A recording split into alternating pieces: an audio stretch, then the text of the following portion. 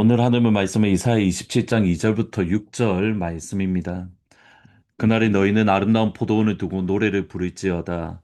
나 여호와는 포도원 지기가 되며 때때로 물을 주며 밤낮으로 간수하여 아무든지 이를 해치지 못하게 하리로다.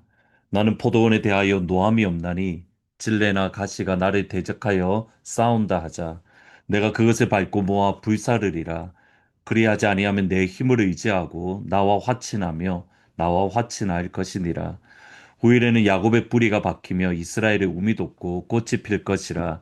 그들이 그 결실로 지면을 채우리로다. 아멘. 하나님은 하나님의 말씀을 결코 잊지 않으시고 반드시 이루시는 하나님이십니다. 예수님을 이 땅에 보내신 그 아버지의 사랑을 기억을 하면 하나님이 어떤 분인가 하나님의 성품을 분명하게 알 수 있습니다. 하나님은 예수님을 뭐 아무 시간, 아무 때나 보내신 것이 아닙니다. 하나님의 시간, 하나님의 계획 속에서 가장 완전한 시간, 가장 완전한 장소, 가장 완전한 환경, 가장 완전한 부모님 아래에서 태어나도록 하신 겁니다. 갈라디아서 4장 4절 5절을 보시면 때가 참에 하나님이 그 아들을 보내사 그 여자에게서 나게 하시고 율법 아래에 나게 하신 것은 율법 아래에 있는 자들을 속량하시고 우리로 아들의 명분을 얻게 하려 하심이라. 때가 참에 fullness of the time 하나님의 완전한 시간이 이루어졌을 때에 하나님의 완전한 환경과 장소와 시간과 모든 것이 완전하셨을 때에 비로소 하나님은 그 아들 예수님을 이 땅에 보내셨습니다. 그러므로 율법 아래에 있는 모든 이들을 속량, 구속하시고 하나님의 아들이 되도록 십자가에서 자신을 내어 주셨습니다. 아담이 죄를 지었던 3장 15절 그리고 약속을 주셨던 3장 15절부터 마태복음 1장 1절까지 그 오랜 시간 동안 하나님은 약속을 잊지 않으시고 그 약속을 이루어 가시는 역사가 다름 아닌 성경의 역사입니다. 그리고 오늘 본문의 말씀을 보면 하나님은 잊지 않으시는 하나님임을 다시 알 수 있습니다. 오늘 본문 이사야 27장 2절 3절에 보시면 그날에 너희는 아름다운 포도원을 두고 노래를 부를지어다. 나 여호와는 포도원 지기가 되며 때때로 물을 주며 밤낮으로 간수하여 아무든지 이를 해치지 못하게 하리로다. 하나님은 이사야 27장에서 아름다운 포도원을 두고 그것으로 노래를 부르게 될 것이다. 아름다운 포도원 노래를 부르게 될 것이다. 라고 약속을 합니다. 그러면 사실은 말씀이 하나님께서 직접 포도원 지기가 되셔서 물을 주시고 밤낮 간수해서 아무든지 포도원을 해치지 못하도록 하나님께 직접 보호하시고 그럼으로써 열매를 맺게 하신다. 근데 그 이전 다시 말하면 이사야 26장까지 말씀을 보시면 유다가 죄를 지음으로 하나님께서 심판하시고 징계하시고 그들을 책망하시고 그들을 흩어버리십니다. 그 모든 과정 속에서 하나님은 잊지 않으시고 하나님의 약속, 남은 자에 대한 약속을 잊지 않으시고 그들을 돌이키시며 그들을 다시 한번 회복시켜 주시는 하나님. 그러기에 하박국 말씀에 진노 중에라도 긍휼을 잊지 마옵소서. 분명히 하나님의 진노가 있었는데 그러나 그 진노 가운데서도 하나님은 여전히 약속을 기억을 하시고 그 약속을 이루시는 하나님 아버지. 그러므로 27장에 이르러서 마침내 포도원의 노래를 너희가 부르게 될 것이다.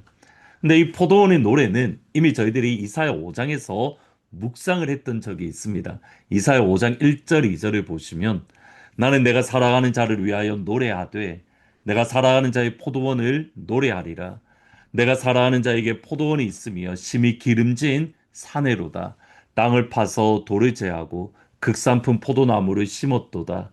그 중에 망대를 세웠고 또 그 안에 술틀을 팠도다. 좋은 포도 몇 개를 팔았더니 들포도를 맺었도다. 내용이 거의 비슷합니다. 하나님께서 포도원에 극심히 기름진 산에 포도원을 세우셨습니다.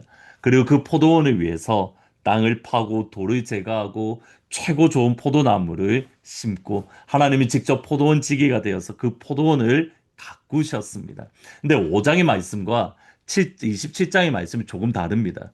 5장의 말씀은 하나님이 포도원을 그렇게 아름답게 만드셨음에도 불구하고 그들이 들포도보들을 맺음으로 하나님이 심판하시겠다라는 심판의 말씀입니다. 근데 27장에서는 하나님이 포도원 지기가 되어서 밤낮으로 간수하고 보호해서 그 무엇도 그 누구도 해치지 못하게 하실 것이다. 여러분 그 과정 속에 있는 것은 조금 전에 말씀드렸듯이 하나님의 심판입니다.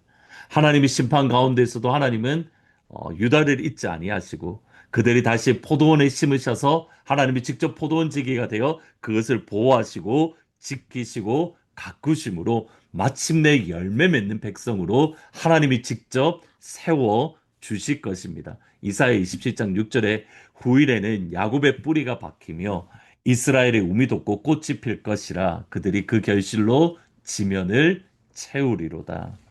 하나님의 시간에 하나님께서 유다를 열매 맺는 백성으로 삼아 주실 것입니다. 그런데 여기에 중요한 것이 있습니다. 하나님은 하나님이 열매 맺는 백성이 되도록 하나님이 하실 모든 것을 다해 주셨습니다. 진노 중에도 긍휼을 잊지 아니하시고 그들을 다시 회복시키셔서 그들을 포도원에 심으시고 그들을 보호해 주시는 그래서 무엇도 그들을 해하지 못하도록 하나님이 하실 일은 다 하셨습니다. 그러면 이제 우리가 하나님을 향하여 할 일이 남은 겁니다. 그것이 갈라디아서 2장 20절입니다. 내가 그리스도와 함께 십자가에 못 박혔나니 그런즉 이제는 내가 사는 것이 아니요 오직 내 안에 그리스도께서 사시는 것이라. 이제 내가 육체 가운데 사는 것은 나를 사랑하사 나를 위하여 자기 자신을 버리신 하나님의 아들을 믿는 믿음 안에서 사는 것이라.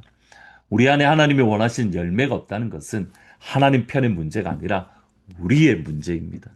하나님이 지켜주지 않는 것도 아니고 하나님이 가장 좋아한 완벽한 상황을 만들어 주시지 않은 것도 아니고 하나님은 모든 것을 해주셨습니다. 문제는 우리입니다.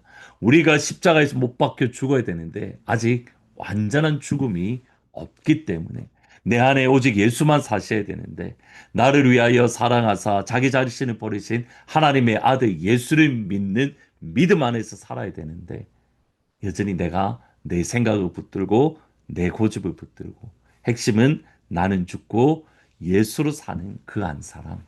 내가 죽는 것은 십자가에서 죽을 수 있습니다. 십자가가 아니면 나는 결코 죽을 수 없습니다. 근데 여기서 다시 한 번 더 하나님은 나를 위하여 행하실 모든 것을 다 해주셨습니다. 똑같은 말씀이 이사야 5장 4절에 보시면 내가 내 포도원을 위하여 행한 것 외에 무엇을 더할 것이 있으랴. 내가 좋은 포도 맺기를 기다렸더니 들포도를 맺음은 어찌 됨인고. 내가 내 포도원을 위하여 행한 것 외에 무엇을 더할 게 있을까? 더할 것이 없다는 겁니다. 하나님은 우리를 위하여 행하실 것 외에 지금까지 해주셨던 것 외에 무언가를 더할 것이 없을 만큼 가장 모든 것을 다 해주셨습니다. 그 하나님을 향하여 이제 우리가 나는 죽고 예수로 사는 그 한 사람이 되는 것. 하나님께 이것을 우리가 올려드리는 복된 하루가 되기를 진심으로 축원합니다. 그러므로 하나님이 기뻐하시는 그 열매, 27장 6절 말씀처럼 후일에는 야곱의 뿌리가 박히고 이스라엘의 우미 돋고 꽃이 필 것이라. 그들이 그 결실로 지면을 채우리라. 하나님이 원하시는 열매로 온 땅을 가득 채우는, 하나님이 원하시는 열매로 우리 가정을 채우는 그런 복된 오늘 하루가 되기를 주님의 이름으로 축원합니다. 기도하시겠습니다. 예수님, 하나님은 우리를 위하여 모든 것을 다 해주셨습니다.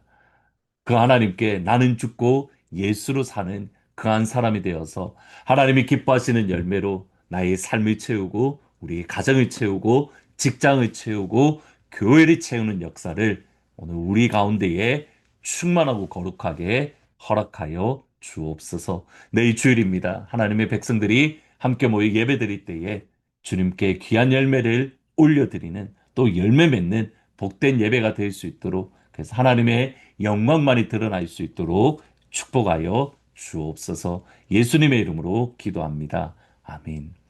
나를 위하여 모든 것을 해주신 그 하나님, 그 하나님의 사랑 안에서 나는 죽고 예수로 사는 오늘 하루가 되기를 축복합니다. 내일 주일날 기쁜 얼굴로 찾아뵙도록 하겠습니다.